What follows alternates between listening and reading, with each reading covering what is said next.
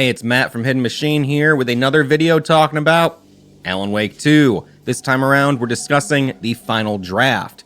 Now, you may remember a little while ago we did a video with Charlie from the channel Kranitoko and Dean from Gaming University, where we took some of your questions and attempted to answer them. And we said at the end of that video, when the final draft drops, we're gonna have to come together and do this again. Well, since then we've all played the final draft, and staying true to our word, we fielded questions from the adoring public and are now attempting to answer those questions.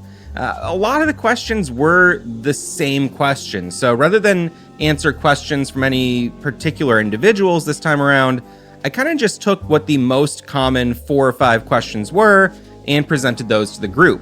Also, last time around there was a visual component. We had our webcams on, or some of us did. We had the visuals going on. This time around, the visuals did not work out. The video froze. I don't understand how to screen record Discord reliably. Sometimes it just glitches out, as you can see here. So there are visuals this time around, but they are secondary to the conversation. Think of this more like a podcast episode here from Hidden Machine. And of course, if you do like podcasts, you can get this on Spotify, and there is a bunch of other podcasts from Hidden Machine there. Our Yeah, I've Played series is available. And before we get into the conversation, I just want to say thank you to all of our supporters on Patreon. It goes a really long way to helping us out and doing what we do. If you want to support the channel, even $1 a month will really, really, really help us out. I can't say enough how much we appreciate that anyone is willing to support this project. Feels good. It really does keep things afloat more than you could ever know. All right, so thank you to everyone, and let's get into our conversation with Dean and Charlie about Alan Wake 2's The Final Draft. But just to get right into it, a lot of people are asking, what do you think happened to Alice? We got glimpses of her throughout the first game, and then she gave us that special, message in the post-credits scene. As far as her role in the New Game Plus, I feel like I have somewhat of a grip on parts of it, but also I am kind of left uncertain if she is in the dark place still, or if she ever really was, or if Alan is working with her memory.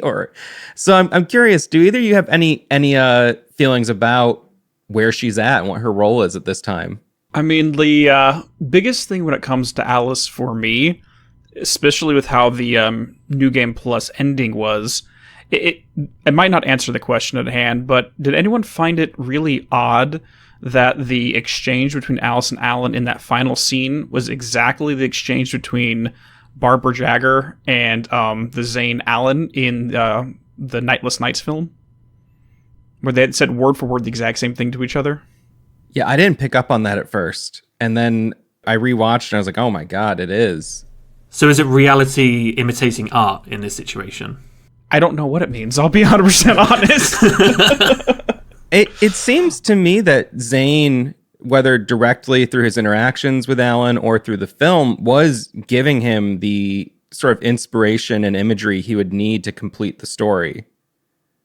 Everything from, that scene in that film to, giving him the idea to go back to the apartment and find Alice, and even the, provoking Alan to shoot him. I felt like that was, putting that idea in Alan of oh, I gotta shoot someone directly in the forehead. I kind of feel like that maybe was just Zane trying to give Alan what he'd need for the story, but I'm also I'm not totally sure if it is art imitating reality or reality imitating art. I think one thing that a line that Alice said that has kind of sort of nagged at me a little bit was when she said in the documentary she was going from artist to art. So what does it mean when a person becomes art? Do they become something else? Because she jumped into the dark place, so by becoming art, did she become some sort of weird form of some kind? And so she's because she appeared in that when the bullet of light went into Alan's head, she appeared in some sort of vision. So is she now some sort of corporeal weird vision lady now somewhere in the dark place? I don't know. It's bugged me. And that brings in a good question because let's go back to American Nightmare here for a second, where Alan makes the assertion that the Dark Place is occupied by presences and an entire pantheon of entities within it, and we really don't see that many of those. I mean, with 2, we have obviously we have Dor now, but now we see how Odin and Tor, for example, could become 2 of those entities, and I'm curious if Alice did become one of those as well over the course of her storyline, where she's more like an archetypal entity within the Dark Place. The Dark Place can certainly change you into things, because the Tor and Odin even said within the final draft, oh yeah, we've been performing in Dor's show, which means that the Dark Place was able to make them look younger, and was even able to create Boulder from whatever, however Boulder is meant to be there. So it can do stuff to you. I mean, it comes down a lot to how much of our experience of the Dark Place is based upon Alan polluting it versus how it naturally is if his mind's not shaping things. And then get the cosmology of that figured out, then we can start answering questions, but we never get a chance to see it that way. Yeah, it was something I was hoping to see a bit more, and I'm curious if maybe the DLC, like the Night Springs DLC, will kind of touch on this, but I'm very curious what the Dark Place looks like to other people, since so much of it is obviously impacted by Alan. But, in one of the scenes with Dr. Darling that appears in the New Game Plus, he mentions how things change, around him. It's like, he makes hypotheses about what's going on and things change. And so that ever-changing nature of the Dark Place appears to be something that, everyone can affect. But is it just like a matter of, one person's will or creativity is stronger than another's to make a more dominant impact on the environment around them? Or is it down to just how each individual perceives the Dark Place? And maybe it's, is what Alan's doing to it like a shared vision that everyone sees when they're in the Dark Place? I think to a degree, but it can't be everything, I don't think. It's... What does that remind you of, though? Because people would say, well, I say people, in the first game, it was insinuated that Bright Falls was meant to be like a mirror to Night Springs, but what if it's not? What if it's the Dark Place is meant to be a mirror to Night Springs? Because Night Springs is not a set place. It's whatever the writers wants it to be, which is kind of similar to the Dark Place. It's whatever the writer, this in this case Alan and Zane, whatever they want it to be. The Dark Place changes based on what has been written for it. Yeah. Which is probably why we're probably going to see a lot more of that in the DLC. Which I think an interesting case study for the Dark Place and how it functions. I know we got really off topic from Alice very fast, but when he first dives into it and everything is kind of just like mist and fog all around him and nothing's really there yet. There might be like a light pole here or a coffee thermos in the corner, but it's every time Alan pushes forward and shines the light on a new word, he's manifesting and creating a solid foundation as he proceeds. Whereas before there was nothing but the mist and fog. And if you want to get into the Niflheim comparisons, which Remedy is making a lot of those allusions to, it makes sense. And that would bring to light the idea of a dominant mind that's manifesting it, and others can go in and influence it, but you still have the dominant creative force that's giving the large features like the Noir York City kind of setting. Yeah, that makes sense. I forgot how it was that sort of just that misty void at times in the first game. But someone brought up online, I was looking at some of the discourse surrounding this question in particular, and it does seem as if by the end of the game, Alan is kind of in the same place he was at the start of the first game, where his wife is now in the Dark Place, presumably. Does that mean that he has to go back in for her? Did he even get out will be another question we ask in a moment here. But it just seems like he's so at peace with the situation at the end of the game, where it doesn't seem like he's like panicked about Alice's safety or anything. And that's why I'm really kind of baffled by like, where is she? What is she? Because he doesn't seem to mind that he just kind of, I think she literally just like appears, right? Just I think she's sending him some sort of message just to kind of say, hey, everything's okay.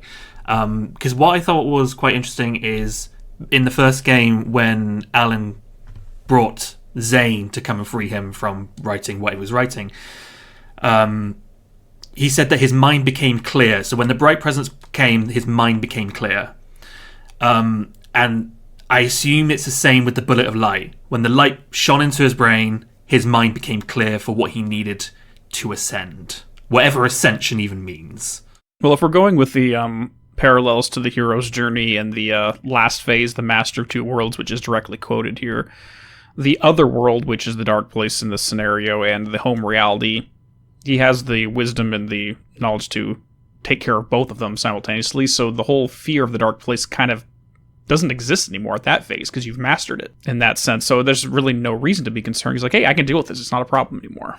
Yeah, that makes sense to me. He's master of many worlds, so therefore he doesn't need to fear them anymore. Yeah, I like that, and it makes sense with how he, not only is he not concerned about Alice, but he also does exude like a certain confidence that he didn't have before. And I'm very curious to see like how that goes forward, because it's almost like Alan is now also kind of becoming one of those entities in a way. Like it seems as if he's fully absorbed the powers that he, was using while in the dark place. And I would not be surprised if we are moving away from Alan being a playable protagonist, which is probably why we had Saga as like a shared protagonist, because Alan Wake 3, Alan is going to be something that's probably not worth, being the playable protagonist, because he's going to be some sort of,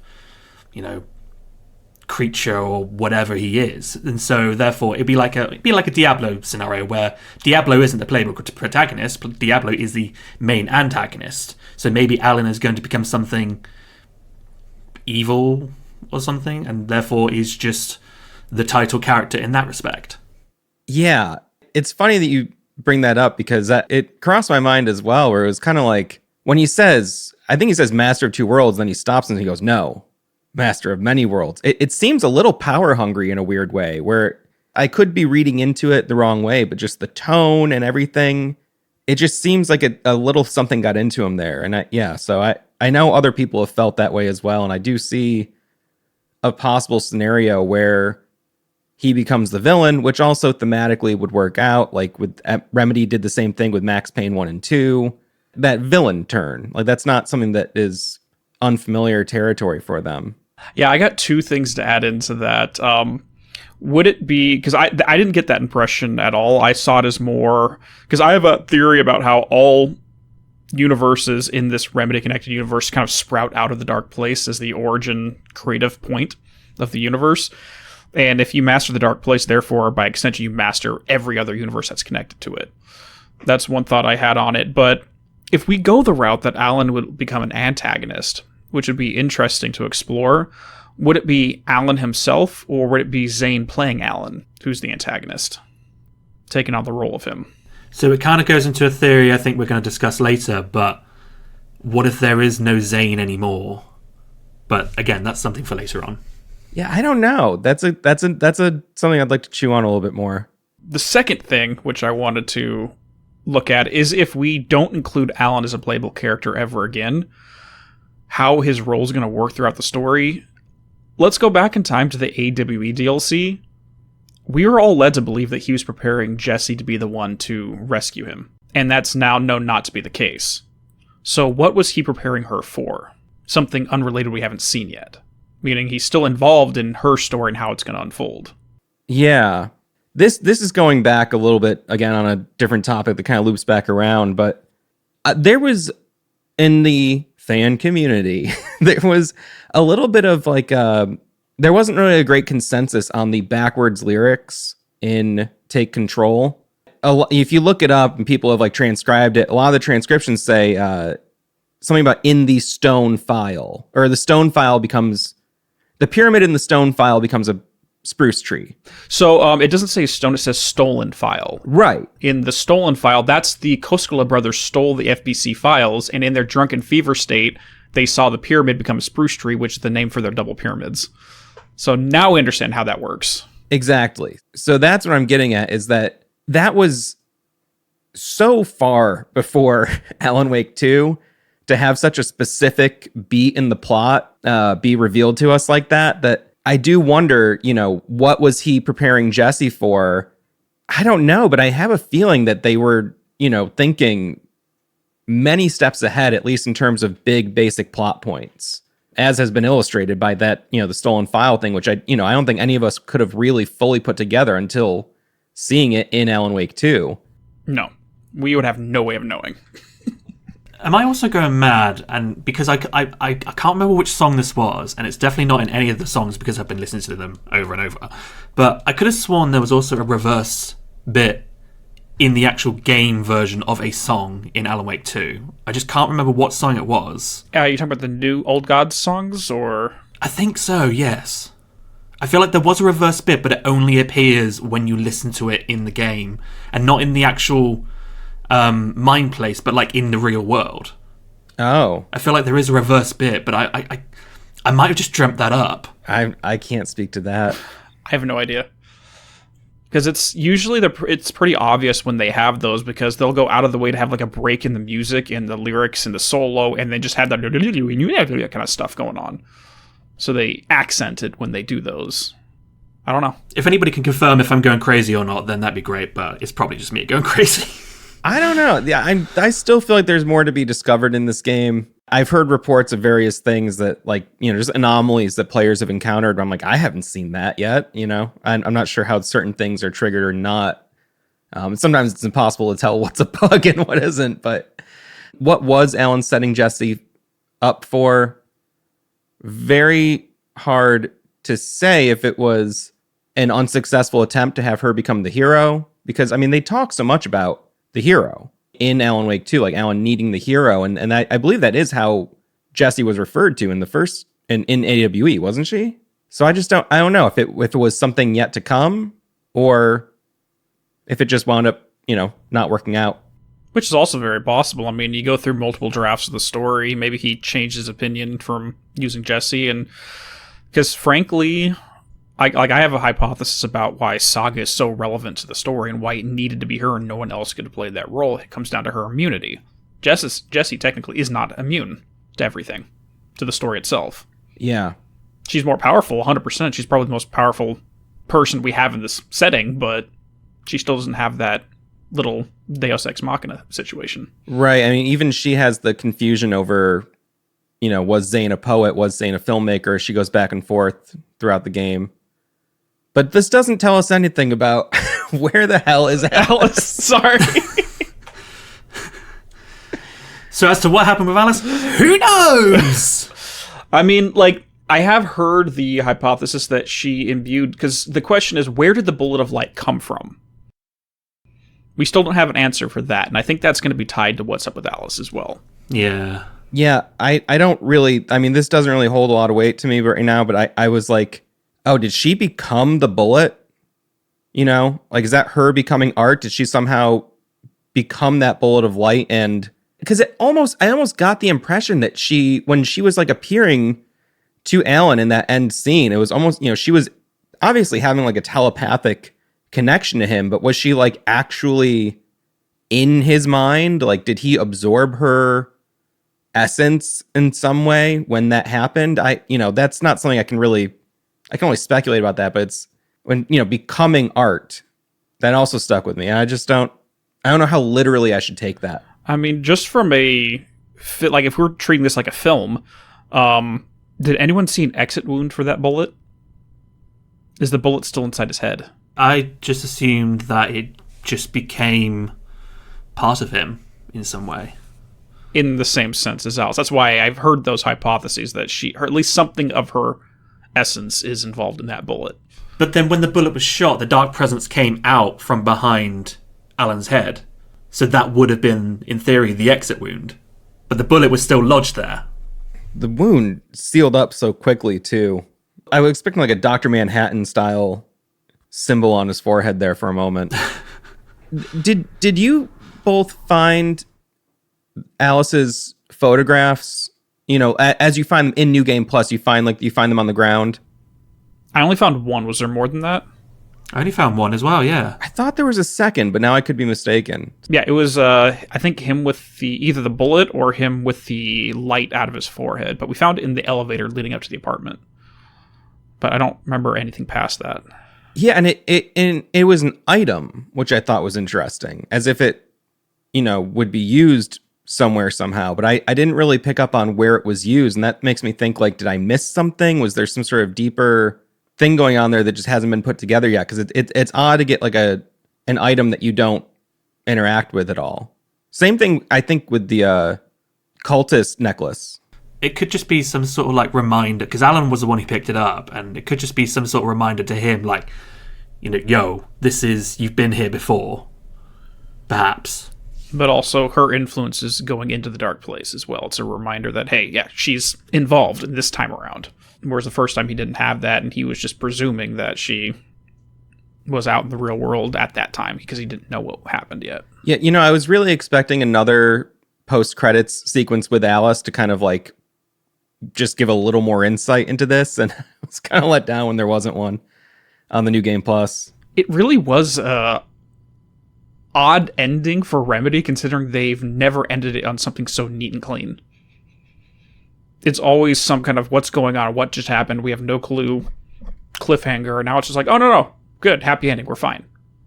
It was so odd. Well, okay, let's talk about that, because, the other question I got from a lot of people was, did Casey, Saga, and Alan actually escape the dark place? And just to give my 2 cents on this real quick, Alan, when he goes to Bright Falls, to Deerfest, he talks about how he had just finally escaped the dark place, and now 13 years later he's going back in.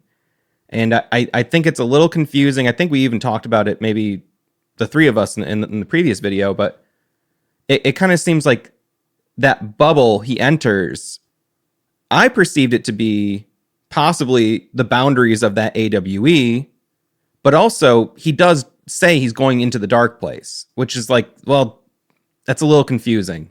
And I still am not positive about that. But once he goes in, it begs the question, like, if they entered that spiral door to go into the writer's room that's in the nursing home, is that door just a door to a room in the attic, or is that a threshold? Because it just seems either they are in the writer's room, which I assume is in the dark place, or the writer's room that Alan had been in for the entire game was just pulling its form and the look of it from the writer's room that exists in reality. It's hard to say, like, did Alan enter the dark place when he went into the sphere to Deerfest? Maybe not. And then beyond that, did they also enter a threshold when they went into the spiral door? I think I agree with you that the spiral door is some sort of threshold, its own world. Maybe that bit is in the dark place, but like you say, Estevez even theorized herself that the Bright Falls area was what's it called, the localized distortion of reality. That's exactly what she said in her words.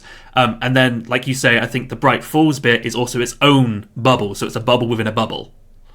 And so Alan, realizing he just got out of this situation, has to go back into the situation again, where his world is changed and warped around him. I think that's what he's fearing more than thinking it's the dark place. But then, yeah, when he gets to the spiral door, it is its own threshold. And whether or not it is the dark place, I don't know. But we established that there are signals getting in and out because Saga was able to call Logan. So who knows where they are. So on my first playthrough, and I think I mentioned this during our last sit down, is I was convinced that this was in the dark place, 100%. No questions asked. Now, the last new manuscript page we get during Final Draft that talks about Ati taking the water from the cauldron like into his bucket, and he pours it into the attic. And then we flash over to Saga's time meeting Odin and Thor in the Dark Place in the final draft exclusive scene, where they tell her, oh yeah, Ati left a puddle for you so you can get out, so you can leave. So that would imply to me that Ati set it up so that when she went into the fountain, she escaped back into reality, into the writer's room. Also, I do think that if it was the Dark Place, it's very bright. It's in the middle of the daytime, and I don't think any time we've ever been in the Dark Place, I don't think it's ever been like daytime. It's always been some sort of night or evening setting, So it's very bright if it was the Dark Place, which I don't think the Dark Place would vibe with, to be honest.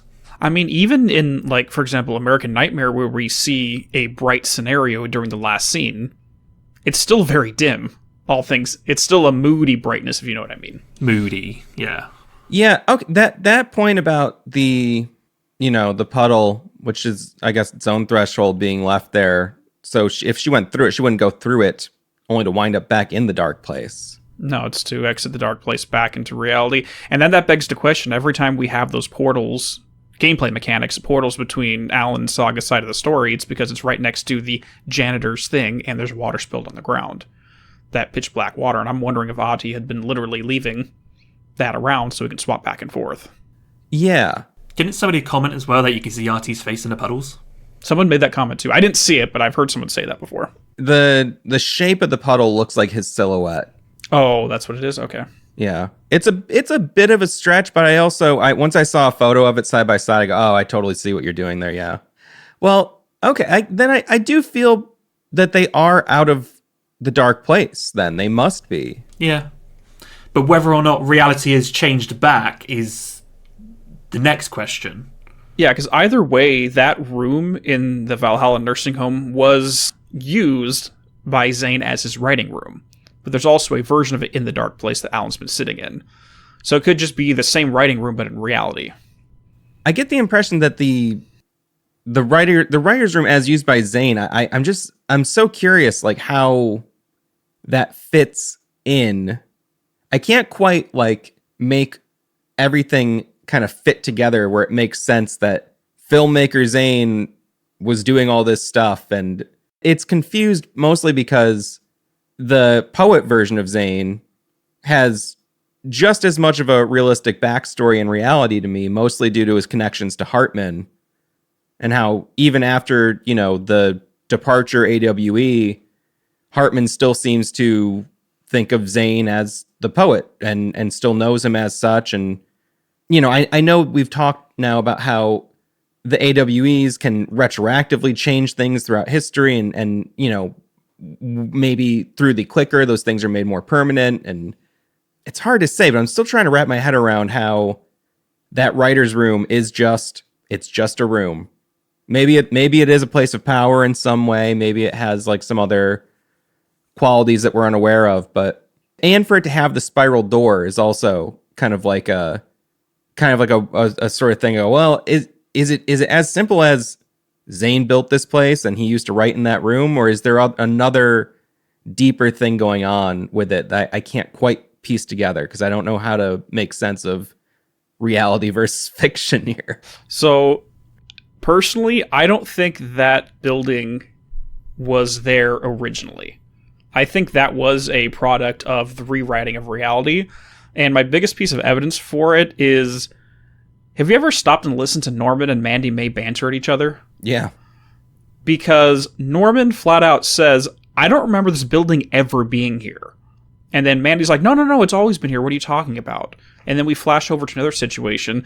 Norman's saying, oh yeah, Odin was running down the hallway of the thing with the hammer. And Mandy's like, no, he wasn't holding a hammer. What are you talking about? But of course, when we go to see Thor, he does have the hammer. So it seems like they're remembering two different versions of history. But Norman seems to be more reliable because we can verify Thor was holding the hammer. If you catch my logic on that. Yeah, I do remember him saying the thing about the house. It didn't totally click with me when he said it. I there's so many details to pick up on here. The NPCs give a lot of interesting info, especially like in the nursing home and stuff. Like, I'd like to be able to kind of go back through and really pay attention to all those things. You can see there's like different story threads going on even within those, and every time you revisit an environment and you see those NPCs, like often their little storylines are progressed throughout the rest of the game. And I'm curious if it's similar to the kind of thing where, I from what I've been told, let's say you miss the first Tim Breaker room. The first time you go to the room, even if it's the second available room, you'll still have the interaction that you would have had in the first room. I'm curious if the NPC dialogue's the same thing, where their stories only progress if you go up to them. So I'm always curious when I hear those things. It's like, it seems like there's some real gems there, but I also am like, damn, did I miss one? I can't really tell all the time. Like, for instance, somebody was asking, when I put out the call for questions, what happened to the people who were doing the sort of the paranormal investigation, and they lost their friend. And if you go up to them by the end of the game, I believe the final interaction with them is them kind of just making peace with the fact that she's dead, and they just have to kind of go home and cut their losses. Yeah, that's another thing that I think we're going to have to wait for Night Springs to get answers on that, because there are so many just random side stories that never get a resolution. I think Night Springs, each episode is going to deal with one of those unanswered mysteries. Like, you have the gentleman who's in the prison cell who's dreaming of an eye that's watching him in his dreams. And the other prisoners are listening to him going, yeah, this guy, he just rambles about somebody watching him in his sleep. And stuff like that. Yeah, I think Night Springs is really going to play into. And then they have the one gentleman who he's staying at the lodge, and the TV keeps flipping on and off in the middle of the night for no reason. Yeah. Which we see that kind of imagery with Barry Wheeler in the Cardinal Motel with American Nightmare situation. So it feels like a lot of that's going to be a Night Springs thing. I would hope so. I'd also like to know, this is another viewer question that came in. Speaking of these side stories, was there anything to say whether or not Tammy found out what happened to Ed? Not that I'm aware of. It seems like he was taken. Is that correct? By my memory, he kind of went into the woods and never returned. Is how it seemed to play out. I think it's only addressed in a manuscript page. I don't think it's there. It seemed kind of shocking to me. It was almost very casually mentioned, like. One of these like seemingly pretty important characters just very quickly met their doom. See, I'm still suspicious about that manuscript, because you get both of those. If you go into the room, you find both the ones about what happened to Tam and what happened to Ed. Knowing what we know now, retroactively, about how the Cult of the Tree works, do you think they would have mistaken Ed as a taken and done the ritual on them? Or are we being misled by the words on page that something else happened? But we were intended to make us think that that's what happened with the Cult of the Tree. I don't know. That's a good question. Because this story is trying to trick us. Like, it goes out of its way to mess with the audience. Yeah, and I noticed that as a theme throughout the game. Just little things like just little bits of misdirection in the dialogue where someone goes, oh, maybe this happened. And then later you find out, no, that's not at all what happened. Even simple stuff like the tripods at the murder site. They mention that they use the tripods for lights, but one of the first things Casey says, he's like, oh, they're making a snuff film. It's kind of like, oh, maybe they are. Which is also kind of interesting considering his role in Nightless Night. Yes. Do we still know, because I know there was a bug that prevented the 2 radio shows from Pat Main to play out in the game. Has anybody actually heard those yet? Because when I went through New Game Plus, I still didn't hear any new radio recordings. I listened to them on YouTube. What did they say? Because I know it was going on about how the woman who died. But I never listened to the 2 new ones. Like, I was nervous about listening to them just because I wasn't sure if it'd be like a DLC thing comes up, or it's not a bug, it's just intentional.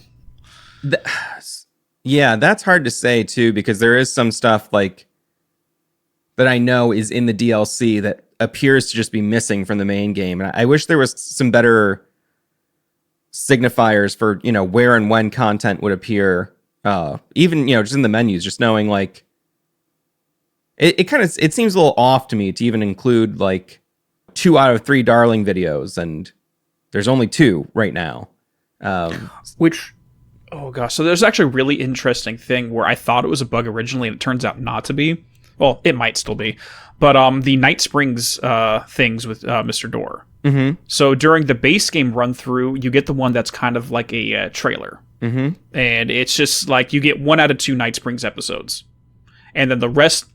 And then when you play it on Final Draft, you get a different one, which is like the first episode thing. So you get the second one, but the completion page still reads 1 out of 2. You can only get 1 during each run through. But if you play both, then you understand you have both of them, but you don't get the completion screen saying you have both of them. Yeah, I'm expecting a larger update eventually that will remedy a lot of those issues. I've seen them talk about certain things that they're aware of. The menu stuff is kind of like my biggest complaint, I think, about the game, is just not knowing, especially not having like a checklist for the manuscript pages, because especially on the New Game Plus, I believe I found all of them. They were a lot more kind with having the pages kind of be in very obvious places. You couldn't really miss a lot of them if you were just going, down the main path, but there's still like that kind of like lingering kind of like nagging in my mind where I go, damn, did I miss like some crucial thing just because I didn't see it and I didn't know it was in there? Yeah, I think that's why they put the Setter Charm in there originally, is just for that kind of stuff. Yeah, that's very helpful. If I go on the wiki, which I've been seeing a lot of people update lately, it seems like there was 6 new pages. Correct. In New Game Plus. Correct. So there was the 3 poems that were from Zane, that we see written on the walls at the end of each murder site. And then you had the Deja Vu you find at the beginning of the game. There is one you get that details the lake house situation with Dr. Marmont. You get that in the sheriff station. And then you get the Ati one during the finale leading up to Dark Ocean Summoning. It's just laying in the road. So yeah. All right, I guess, again, in a roundabout way, I think the consensus is, at least right now between us, that Saga, Casey, and Alan did escape the dark place. Presumably. I'm leaning more toward yes. They weren't in the dark place. They were just in a distorted reality. Yeah. It seems like things wrapped up nicely. And I am a little curious, though, like, are there still unforeseen consequences that we're not totally aware of? Because, I mean, they both talk about how both heroes will have to pay this great price. And I didn't really see that happen. Yeah. It's funny because I'm watching the show, you might have heard of it, called Once Upon a Time, and they always talk about how, using magic comes with a price, and really there never really is like some sort of price. So it's just kind of like, someone gets hurt or whatever. So it could just be something like that, where it's just a figment price, not an actual price. Yeah. I mean, best case scenario, the price that the heroes pay, Saga gets out, Odin and Tor get forced in. She loses her family that she just found. Fair enough.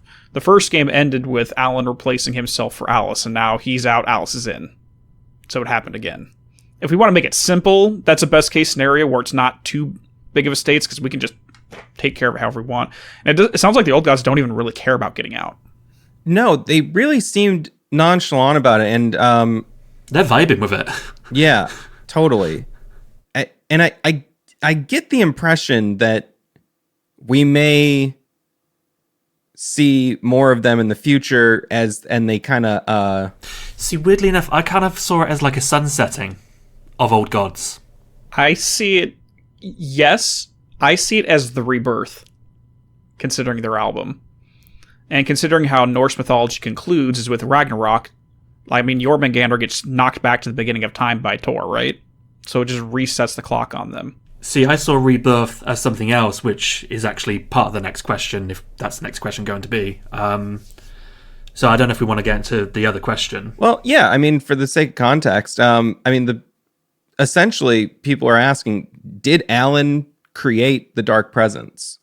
So in the final, so I had to, when I was doing a bit of research, I rewatched the cutscenes of the ending scene of the final draft, and Alan actually says that the Dark Presence was born from the remains after the bullet of light blew it from his skull, and then began feeding on the horror around it to grow.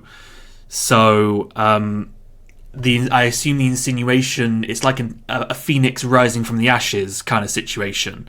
The Dark Presence entered Alan, got destroyed, the ashes blew out of his brain, and then became that very same Dark Presence because it had toiled or whatever within Alan's body. And then because we know that the dark place isn't a straight line, it just whatever time stuff happens, and then it becomes that same Dark Presence, and then it's a loop. It's a rebirth. Because what I thought was interesting is at the very least, the song titles kind of go through the entire events that we've just been through. So the Skald Awakens is like the birth or the rebirth of the Dark Presence. Dark Ocean Summoning is the Dark Presence is summoned to Bright Falls, or our world. Children of the Elder God is the Dark Presence taking over people, the Taken. It's their children. Poet of the Muse is the events of Tom and Barbara. Balance Slays the Demon is the events of 2010 Bright Falls, so Alan is defeating the Dark Presence, but not for good. Anger's Remorse is the Dark Presence remorseful of their defeat, sleeping and pondering on what to do to next be free. Herald of Darkness is the Dark Presence needing a new Herald of Darkness, which is Alan in this situation. Take Control is Dark Presence taking over Alan, and then the Sea of Night is the Dark Presence is this time destroyed, but things loop, and therefore it's a rebirth. I like it. So I want to add into this, like while you guys were talking, I had a random thought which literally settles all my thoughts about the narrative. Weirdly enough, like it literally just clicked into place for me, and I want to get your opinion on this. Let's just go off on the hypothetical that the negative consequence of Alan getting out was the creation of the Dark Presence. Let's just go off on that, okay? So if you're creating that, you also want to make sure it doesn't go anywhere and cause any problems. Has anyone seen Nightmare on Elm Street 7? No. I've seen them all, but I can't remember that one specifically. Okay. Is that the... It's the meta one. Okay, yeah. So, in essence, what happens in Nightmare 7 is that, for spoilers for anyone who is wanting to watch it, it's an old movie, but anyways, it takes place with the actual actors. Wes Craven is a character in it, for example, and the antagonist is an archetypal entity that requires a story for it to occupy. So the character of Freddy Krueger captured this archetypal entity, right? But the second the movie stopped, that entity was free to find a new story and break out to reality. So how Wes Craven dealt with it is he wrote a meta story where this entity is doing its own thing, but it ends with the main character picking up the script for the film that they just lived through. Therefore, this entity is caught in a never-ending circle and can never leave the plot ever again, because there's fractal patterns of that narrative going downwards. And it feels like that's similar to the Dark Presence. If the bullet caused the Dark Presence to break out, and then after the loop is done, it gets killed by the bullet of light and then gets created again. But it can never leave this cycle. Mm-hmm. It's stuck in it forever. So when it comes to the Dark Presence, we're probably going to move, if they were to do an Alan Wake 3, we'll probably move away from that. At least that one. I mean, I still have thoughts about the Dark Presence being a different one in the first game and the second game. Yeah, I think we insinuated there was more. Yeah, the entity flat out says, hey, I am older than your first work of art, implying it's been around long before Alan was even born. But that could just be a metaphorical comment. But yeah, like I can see that this story was intended to trap the Dark Presence in a loop that it can't escape from while allowing Alan to get out of the loop. That's very interesting. So many loops. Yeah, I'm still kind of wrapping my head around that, but I don't think we'll ever be able to wrap our head around it. I don't even know if Remedy have. But yeah, that's why I think like Nightmare 7's a great example of it. Because you pick up and start reading the script of what your life just happened in your life. And then once you finish reading that, the book, the script talks about the characters picking up the script and starting again. So it's a never-ending cycle. I just rewatched that a few months ago. It's a fun one. So one thing that kind of, in terms of the Dark Place and the Dark Presence, In the liner notes for the Rebirth album, Sam Lake notes that the Sea of Night song is supposed to be a preview of things to come for the story.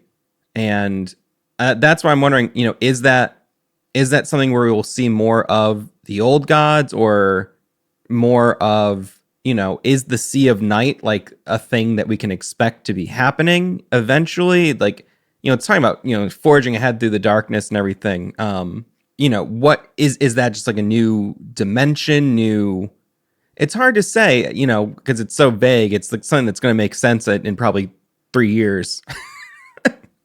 But I do wonder if is it a continuation of the darkness, or is it saying that, we're kind of like leaving the darkness behind and going someplace new?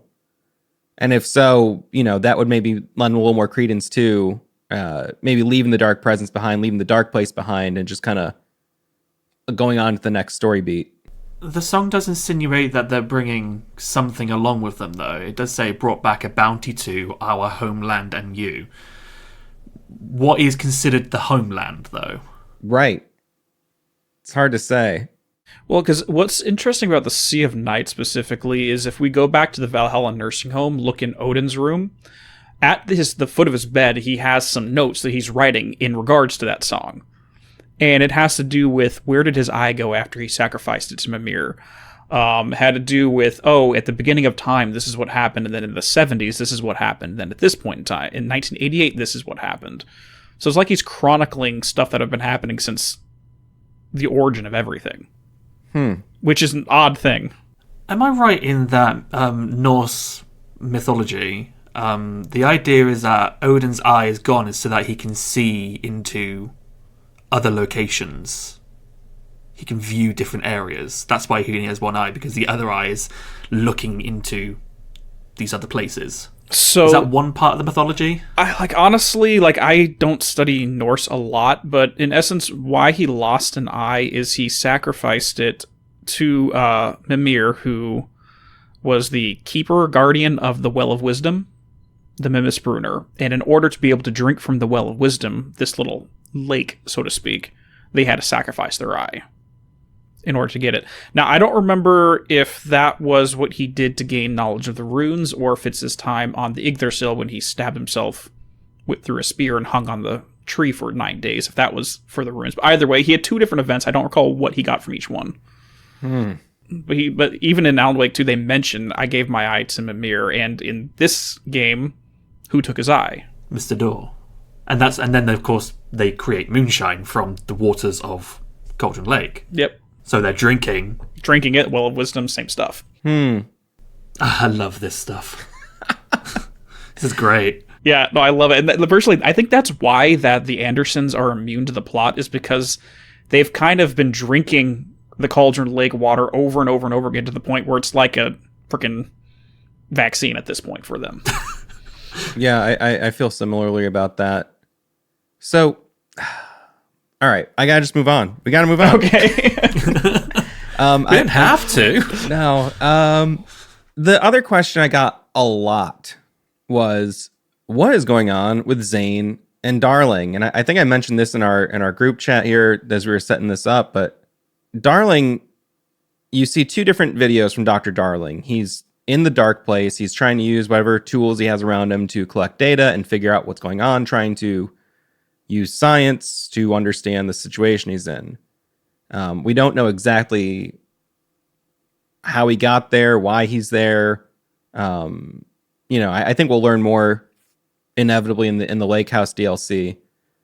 But my, 2 cents on this is, in the first video, he talks about how it's impossible to really get a good hypothesis on what's going on here, because every time he does put out an idea, the data immediately changes, which I think is in reference to how the dark place changes as you think about stuff. Like, stray thoughts can influence the scene around you. As Alan talks about that a lot in American Nightmare, and it's a major theme of the game. So in the second video, he's saying, his hypothesis here is, I've reached the extent of what science can accomplish. I need this other creative mind. I need an artist. And then Zane immediately appears which makes me feel like he may have manifested or summoned Zane in some way. And I'm curious about this because in the first video, he picks up a radio signal that appears to be Alan's voice speaking, narrating something he's writing. And then when he sees Zane in the next video, it's so sudden and so immediate. And I could be reading too far into it, but it really seems like they're setting up this sort of idea, and then he's there, and it would make sense to some degree if this version of Zane was manifested, because it doesn't seem, congruous with anything we've known about Zane up until this point. And I sometimes I wonder if parts of Zane, as he, if he did really sacrifice himself to the dark place and kind of gave up his body, and the bright presence took him over and whatever, if all that is, still legitimate, it would make sense that there were maybe these fragments of him that could be formed into Zane, the director, as we saw him, that figure in the dark place. Because there's also, Casey, the Alex Casey in the dark place version of Casey. It seems that the dark place can manifest human-like entities, and possibly that's where this version of Zane's coming from. And the other thing I want to just wrap this up with is, we don't really know when in time that was occurring. The videos that show Casper and Zane and everything, Alan's seen those as broadcasts on the television, but in most instances, the things that he sees on the TV have already occurred in the past. It's my basic understanding. So it's interesting you say that about different fragments of Zane, because it was him who explained to the situation in the first Alan Wake DLCs, where Alan had split off into two: the part of him that was willing to give up and die, and the rational thinking version. And so, what if the same, like you say, has happened to Zane, and there are two versions of Zane that are floating out there? The one who is rationally thinking, and then this weird twisted version of Zane that we are seeing in Alan Wake 2. My thought process is similar to what you were saying, but that, because we were saying in the last video that Alan might have come from Zane, so maybe it's the body of Zane and the mind of Darling combined into one to create Alan somehow. And where they went off to become Alan, who knows? They just went off into the world, and then Alan was born.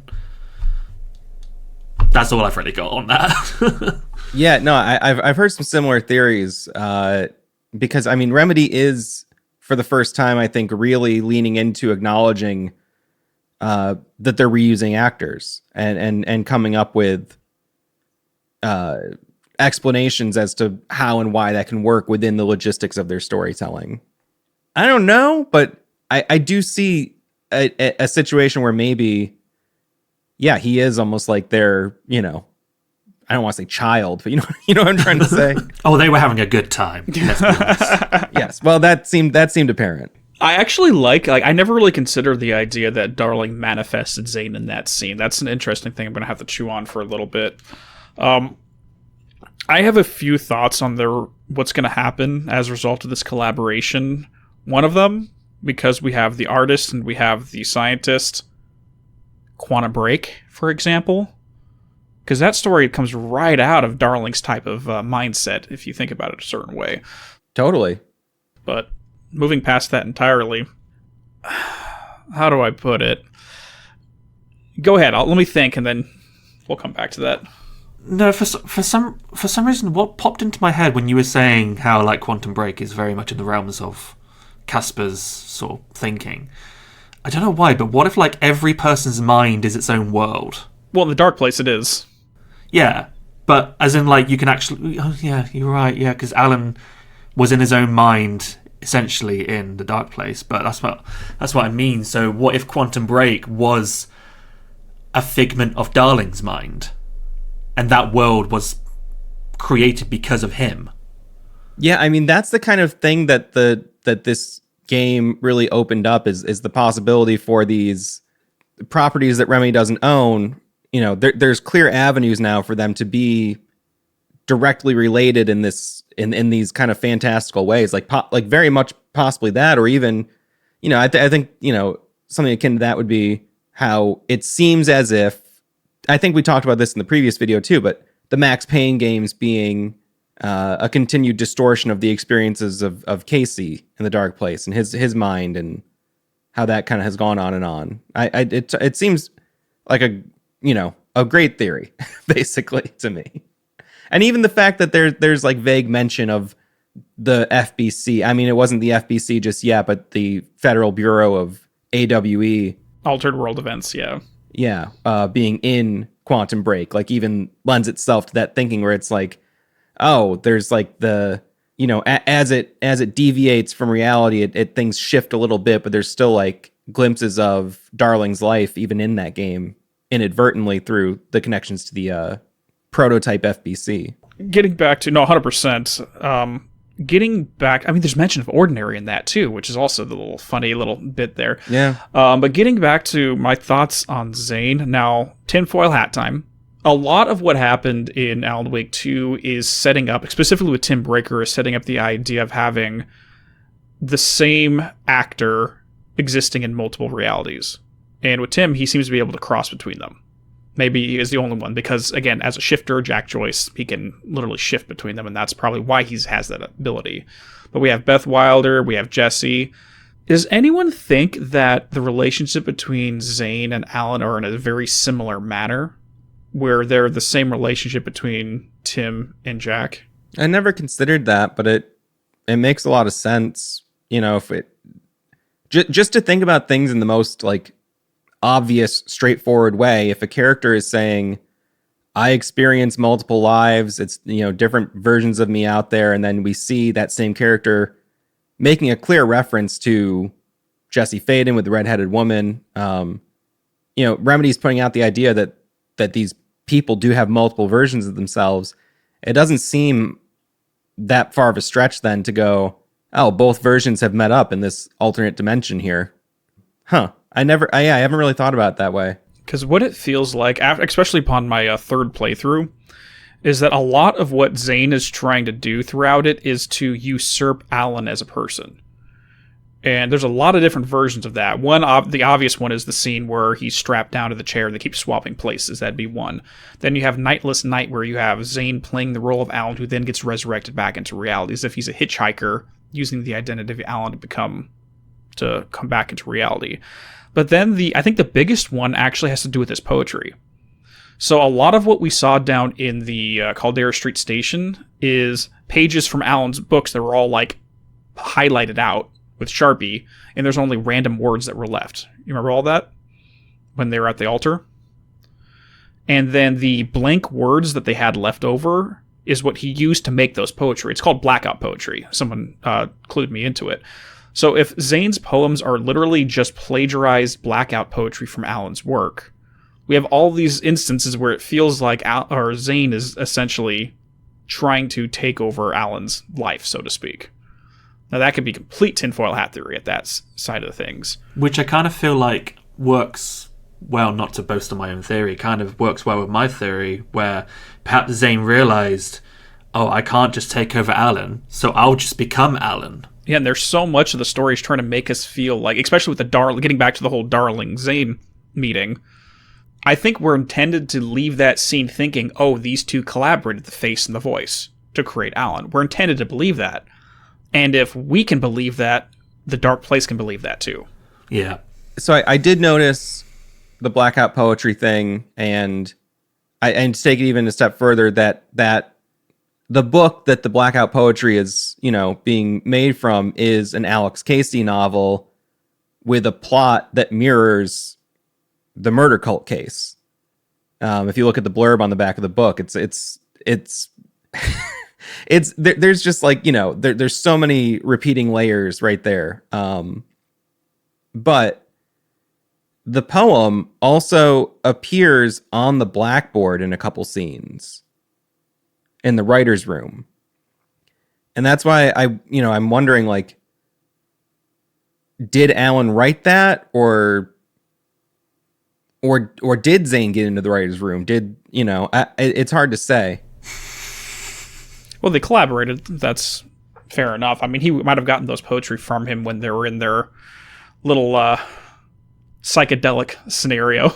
Yeah, and it totally seems plausible that to even like for Zane to intentionally give Alan that poetry and give him those ideas, to further his own means. I still feel like there's a lot to be gleaned about that relationship between those two, because sometimes he seems so antagonistic, but at the same time, like all of the things that were needed to make the story work were given to him by Zane in one way or another. And that's why I do believe that they collaborated. But then also it's a little murky when I look at it from different angles. So just to add another little wrinkle on top of all this, now we know that Alan and poet Zane from 1970's story very much rhyme with each other. They had the both of them on the cabin in the lake, the wife, girlfriend, whatever, falls into the lake, they try to write them back into reality, etc. The reason I'm starting to doubt the existence of Poet Zane is because this is exactly how overlaps work in Alan Wake 2. You have a piece of fiction of the dark place that reflects reality over here, and you tell them at the same time, and boom, you create an overlap. Almost like the entire first game was a giant overlap with Poet Zane. Yeah, I've had some similar thoughts, because I kind of get the impression that if Alan only became aware of Zane in the dark place, it seemed, I guess the books are there in the cabin, but even the cabin is like kind of a strange, mirage, it seems, almost. So one thing I noticed in, I'm sure other people noticed this, in the remastered version, I think it's in episode 6, Zane's books are in Alan's apartment. They're in the little cupboard by the bed. It's the bit where Alice comes in like, just go to bed, Alan, whatever. Maybe again I'm misremembering it, but I could have sworn the books are there in the cupboard in that bit. It wasn't there in the original, it's only there in the remastered. Yeah. I've heard a lot of people say that. I have not verified it yet, but I've heard a lot of people say that, so I believe everyone when it comes to that. But let's go off on a random tangent in related to this. So, Koskela Brothers. Yeah. Cult of the Tree. Now, the Bright Falls had urban legends about the Cult of the Tree long before they formed it. Did the Cult of the Tree that the Koskela Brothers create end up causing the urban legends decades before, with how the Dark Place works? It seems plausible. The more I've thought about that theme of time as presented in Alan Wake 2, I've kind of like revisited each major element of the story and of the world, and kind of was like, kind of seeing like how different things could have, kind of been these self-fulfilling prophecies through their proximity to the lake and everything. And, the creation of the cult, the way it's described, seems like a creative process, like he's, it is his drunken double vision that makes the spruce tree, but still, like, that's, it's got this like pageantry to it. There's this whole theatrical thing with the costumes and the just all the imagery they use. It's definitely like very design focused. So one thing I had thought about a while ago, which I've been meaning to bring up, is the Cult of the Tree had the clicker, and we already know that if you click the clicker, it can change. It can change reality. And every time they're using a clicker on one of the Taken, who knows what they might be affecting? Yeah. Their own actions are causing a reaction somewhere else. That actually brings up a good point about the rules of the Dark Place. And let's go back to the Dr. Darling in the Dark Place and how all of his hypotheses end up being proven true. Now, what we can take from this is that there are no rules in the Dark Place. It's whatever you think it is. So the Cult of the Tree is utilizing the clicker from the rules of departure, not the rules of return. Because clicker can do different things. You just say it does Dark Place makes it so. Which is why trying to figure out how the Dark Place functions is kind of counterintuitive, because it doesn't matter. It's whatever the story needs it to be. So I agree. Maybe they thought they were using the clicker in the same way as Alan did in Departure, but they're using it a different way now without realizing it. Yeah. Huh. So talking about the Dark Place and its functionality is kind of pointless, because there are no rules. It's whatever the story demands it. It kind of goes back to what I think we discussed in the previous video, where there's all these different types of works of art that are spread all around, Cauldron Lake. And what if they're not only just affecting what they've been doing, but they've also been taking all these works of art around Cauldron Lake and making them reality unaware? And that's why things have been weirdly changing on very minuscule levels. Yeah. Wow. Like it's gosh. Like, I think the perfect example of this, because I don't know who wrote about it, but it's a old quote regarding Shakespeare writing Caesar, right? So was Shakespeare inspired by the death of Caesar to write that play, or did him writing it cause Caesar to be assassinated thousands of years in the past? It's the same thing here. Clay Stewart took his dream journal and threw it in the lake at the end of the Alan Wake files, and that possibly could have caused his nightmares in the first place. So where does inspiration really lie? I think I described on Reddit that it was a grandfather paradox, but I think there's another term for it. I can't remember what that exact term was.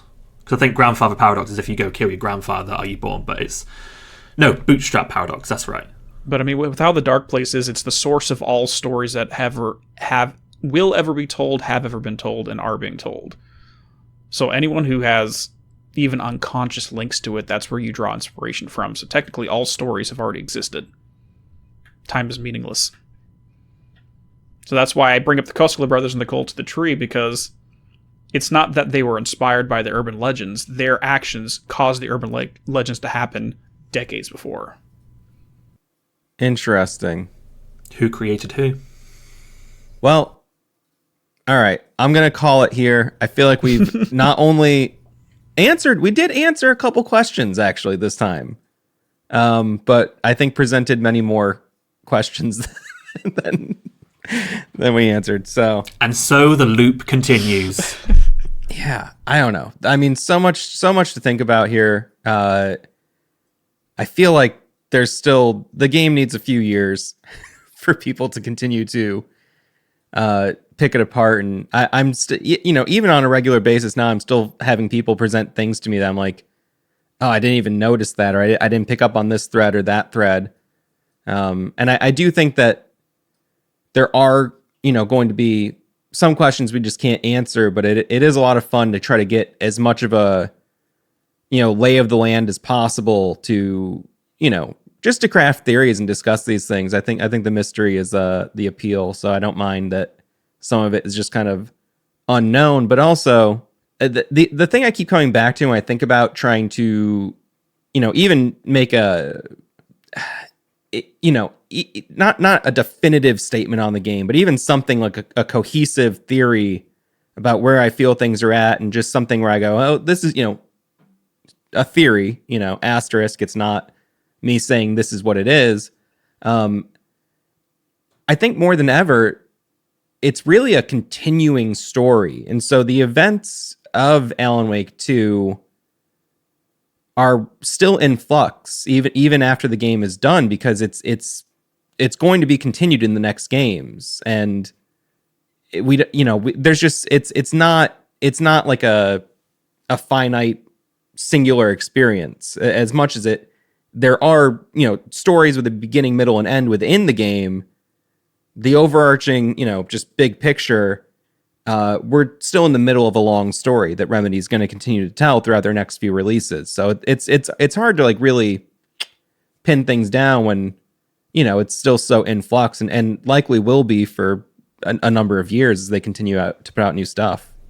I appreciate that we're wrapping up, but one thing that kind of there's this bit where you play through all of Alan Wake 1 and then Alan Wake 2, I don't know what I'm saying. You play through all the way through Alan Wake 2 and then the game stops with the original ending that we had. And then New Game Plus is meant to be like a continuation, but are we saying that what happened to the people in the first loop? Did they just have their memories erased and then everything just went back to the way it was? Or was that a different timeline that's continuing in itself, and then the final draft is another timeline? Does that make any sense? I lean toward the latter. I feel like we are seeing multiple timelines. So what happened to the people in the original timeline? What happened to them? I think that's just like a you know, I could be wrong about this, but like the way I've been visualizing is, you know, they go, oh, it's not a loop, it's a spiral. Okay, yes, I see the ascension, but still, even within that spiral, it still seems like it's a series of loops that, you know, move upward. Like, it's not necessarily that you hit the end and you've reached the end of the spiral, now you're out of it. I mean, hopefully that's like the ultimate goal, but it seems like the spiral is a series of loops and that they all kind of like exist stacked on top of one another. Mm-hmm. And again, I could be totally off about that, but it seems like, you know, you go through one loop and then you hopefully ascend to the next loop and the next loop and the next loop. But it does seem like those loops are still self-contained timelines where that's just what it is. And I don't think that the following loop necessarily will affect everything and everyone in the previous loop, because I don't think everyone's, you know, aware of the concept of ascension or descent.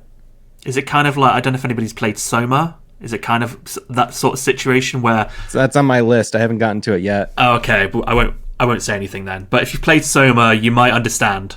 Yeah, no, I'm with you on that. So how I look at this here is it's the call from the future Alan saying that you will get out and you will not get out at the same time, right?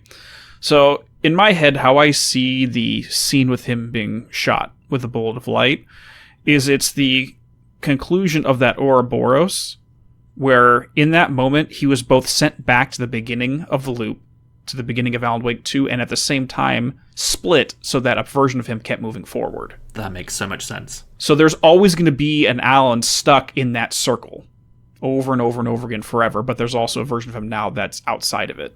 Yeah, that's pretty similar to how I feel about it. Which is kind of horrifying for the people that are trapped in that circle with him.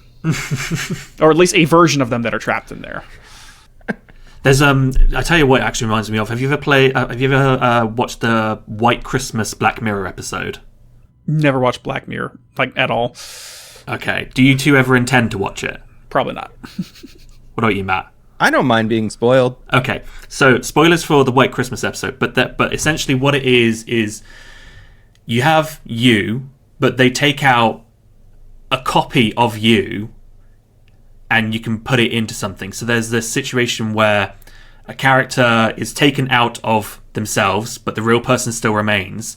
And then they're put in like this little prison, and they are left there for billions of years. Whereas in reality, it is just, I don't know, a few days. But you can adjust how long they want to be trapped in that thing for. And you can't die or anything, you're just trapped there. And I imagine it's kind of the same situation here, where, yeah, like you say, one part of the real Alan is maybe still trapped in the dark place, but the one we followed through into the final draft maybe went somewhere else. I don't know. Yeah, I don't want to get too deep into it, but we do know that there are, you know, projections. Like Alan talks about projecting himself out and everything, and, you know, part of me does wonder if, you know, where is the original Alan? Where is he, and how many layers of projection out are we by the time we finish the final draft? And maybe that's what the Bullet of Light was. Maybe the Bullet of Light is just a copy of Alice in some form, and that's why he was able to see Alice in his brain. Yeah. It's possible. It's possible. I'm very curious to see what people have to say about this. I feel like there's a lot of fun points to kind of chew on for a while and think about. All right, yeah. Any other final thoughts? Anything maybe wants to get out? Just to add into that little idea of you have the version of Alan that's trapped in the circle and the one that walked forward at the end of the day. Is the Alan B going to have to contend with Alan A, who's still in the dark place going through that circle? That's a good thought. That's horrifying to think about, though. So is one version of him that he's stuck in that spiral or stuck in that circle going to be the antagonist? That's the antagonist. It's not the one that got out with the one that's still there. Well, all right. We leave you with that to think about. Hey, thanks to Charlie and Dean for coming back and talking about the game. Maybe we can talk again after the DLCs drop. Absolutely, I hope so. 100%. All right. Cool.